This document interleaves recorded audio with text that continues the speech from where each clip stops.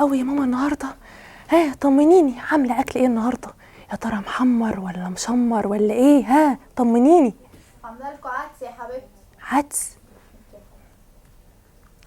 ماشي، معروفه يعني العدس هو الراعي الرسمي للشتاء. اهلا بيكم، انا اروى زيدان ودي حلقه جديده من برنامجكم على الاصل دور.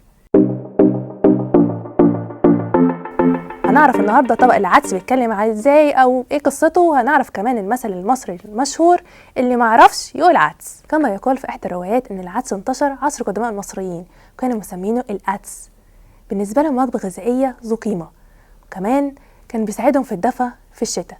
بمرور الوقت بدأ العصور القديمة يسموه كمان طبق التقشف أو القحط، والرومان سموه طبق الوضيعة، في فترة كده في مصر سموه طبق لحمة الفقراء. نبدأ بقى بالمثل الشهير في مصر اللي ما يعرفش يقول عدس. قصته ايه بقى؟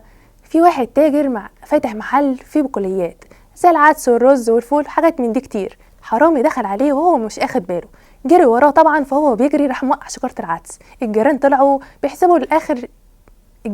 بيحسبوا اللي هو وقع شجرة العدس غصب عنه. اي يا عم مالك يا عم، ده عادي يا عم، سامح يا عم، كلام كتير قوي هم اصلا مش فاهمين ايه القصة من الاول. التاجر وقف قال ما صحيح اللي ما يعرفش يقول عدس. معناه ايه؟ معناه ان انت بتبقى مش عارف الحكاية من الاول خالص، انت بس بتمسك في اخر لقطة وتمسك فيها. وبس كده، دي نهاية حلقتي النهاردة. يا رب تكون حلقة لذيذة كده وسهلة، واشوفكم في حلقة جديدة مع الاصل دور مع اروى زيدان.